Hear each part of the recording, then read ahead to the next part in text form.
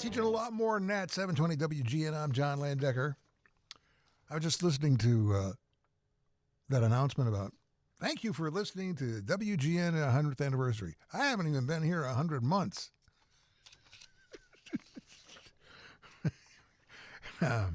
Hey, Bob, how are you?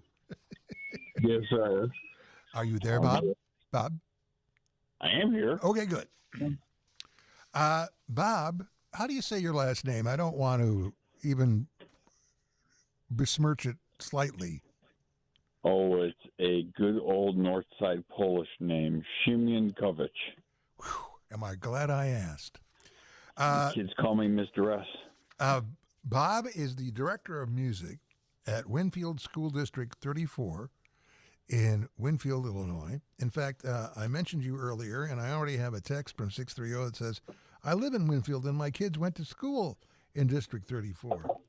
So how long ago was it, Bob, that you first called me to do what eventually happened earlier today? How long ago was that initial call? That would be my fall band concert. I was on my way home, so it was probably October 30th.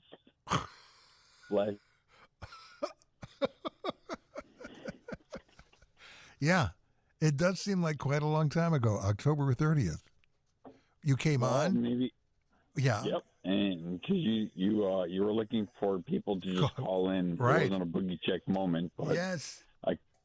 I called in. You said, I'll talk about anything. That's right. Okay.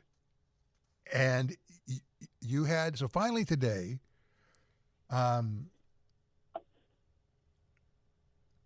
Mr. S for Van. Does that mean something to you? Mm-hmm. What's that? Does Mr. S for Van mean something to you? Mr. S for Van? Yeah. No. Okay. Well, it's another text from 630.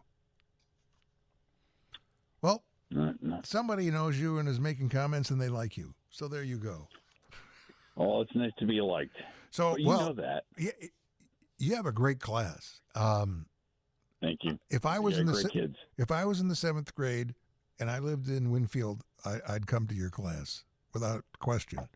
And I have to say, how about talking to 7th graders? I mean, wow. Haven't done that.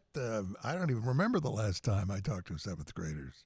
But you know what's, and I've always felt this a little, to a certain extent.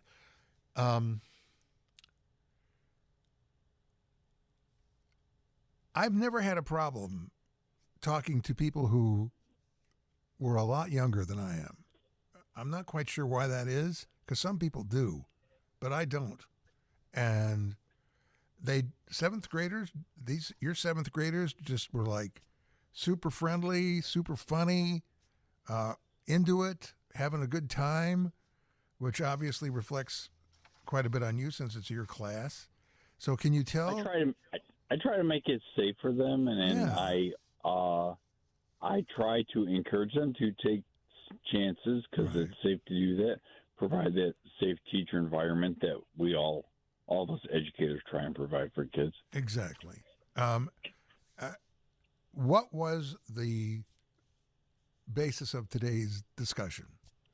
Well, today's lesson, I teach a STEAM class, which varies with different kinds of things, where kids are designing different projects. And the idea of copyright came up because kids need to protect their ideas, and they kind of know something about copyright, but not the extent of what it could be. So with all of their own ideas that they create within my class, we went through copyright and discussed different musical cases because as a 7th grader, one of the things I've learned is that up until like 7th grade, my parents buy me everything. They buy my clothes, they buy my shoes, they buy my bike and everything else. But when you become around that age, you start to buy your own music and it becomes your personal stuff. Yes.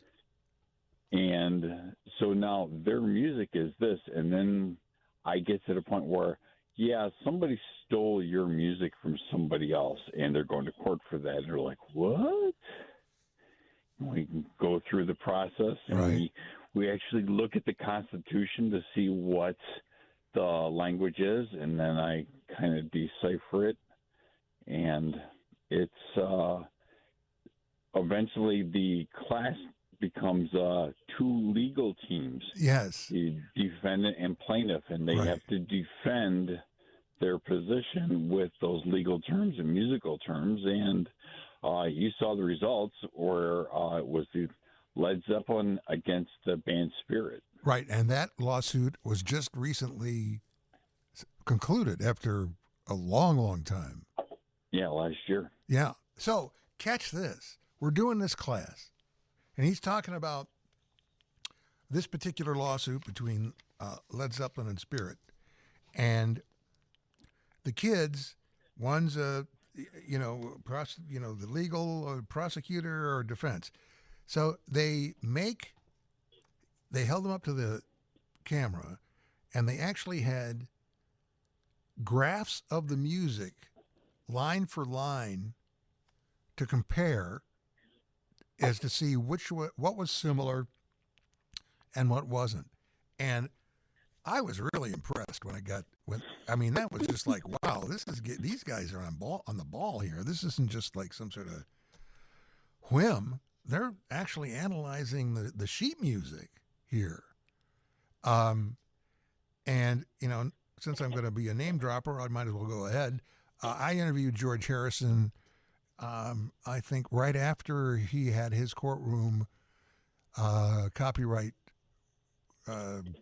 experience with the people who owned the copyright to the song "He's So Fine" by the Chiffons, and were suing him, saying that the song "My Sweet Lord" was plagiarized.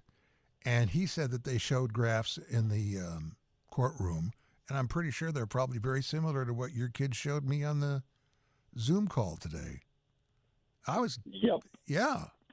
I was really impressed with. I encouraged that one girl to explain her position, that she realized the other day that the chord structure of the songs are the same, and her shot back at the other team was, you can't copyright a chord. It's like copywriting the word shoe. Exactly. And like, oh, they just blew them out of the water. We're going to do more.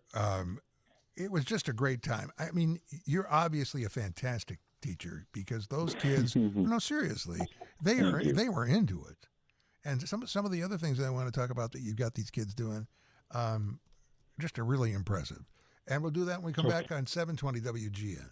720 WGN, just receiving a few little tips in my headphone from Brendan, the pirate producer. We'll get to that in just a minute. Let's see what's going on, John. Where are you? What are you doing? 720 WGN, it's 850.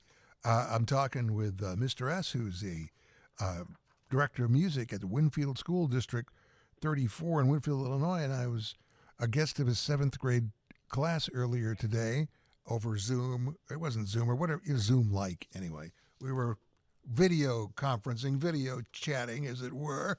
Yep. And truly impressed about, you're the director of music, and we were talking about copyright infringement. And you mentioned right before the break that one of your students who was advocating a certain position said that you can't copyright chords. Oh, no, you can't. And we also, as we were talking, in the world of pop music, there are only so many chords that are ever used by anybody. I mean, and there's only so many notes available to the entire musical world. So the idea that there would be some sort of unintentional similarity, I think if you really wanted to go down that rabbit hole, you'd find a lot of unintended songs that have similarities in them. And that's how the lawyers make money. Yeah. And we were talking about, with the class, Ice Ice Baby by Vanilla Ice and Queen's Under Pressure. And thank goodness the courts decided in favor of Queen, because I'd never heard such a blatant ripoff of a song in my entire life. We also discussed the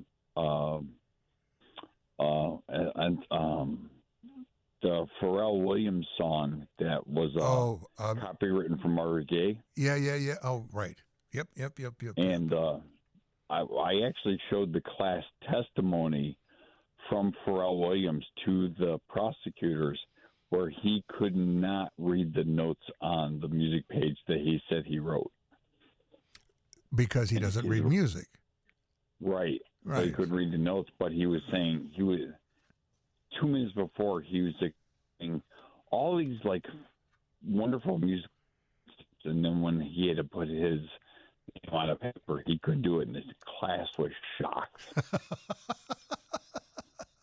Oh, by the way, I think there's somebody on the line that you know. Hello? Hello? Hi. Would you sign in, please, as they say? Oh, this is Renee. I'm Bob's sister. How about that, Bob? My beautiful sister. See? They're listening. Whee! I must we tell were you, all John, listening. I tried to, tape this little segment here. So I got my TIAC dual drive cassette player out, but please, I couldn't find a blank. I couldn't find a blank tape. Come on now, Bob. We'll send you. We'll send you this, and it won't. Okay. It won't be on cassette either. A cassette. You really went to get a cassette? I probably have one. Stolen all my 45s. Oh my God, a cassette! Wow. Well, I got to tell you, I'm very impressed with your brother there, Renee. I mean, watching him interact with his students today was just really cool. It was amazing to see how they were into everything. And to depart from the music a second, tell them about the pizza box. Oh, our kids are designing a game board. I brought in a bunch of games like three-dimensional battleship and the labyrinth game, Stay Alive, Battling Tops, and we played all these games and talked about their design. Right. And then they designed a marble game, where you have to move a marble through a maze. Right. So what the kid's job was, you have to design all the walls, cut all the forms out with a hot drill all the holes and make it all original. And where was this accomplished? What was used as the we game used a piece? pizza box for the game board. Oh man, that's fantastic. We don't have enough 3D printers to print it, so And we're children of the 70s, so Right. we learned how to make do with what we had. Exactly. Well, Renee, thank you for listening, and I'm glad you called in so that we could get you on with your brother. And Bob, I hope we can get you on again in the future for whatever reason. I really don't care. You want to come on? Just let us know. Say hi to your class. Oh, don't go anywhere so that we can get you the address, and we'll send you this whole thing. Very high quality. It's we've moved beyond the cassettes.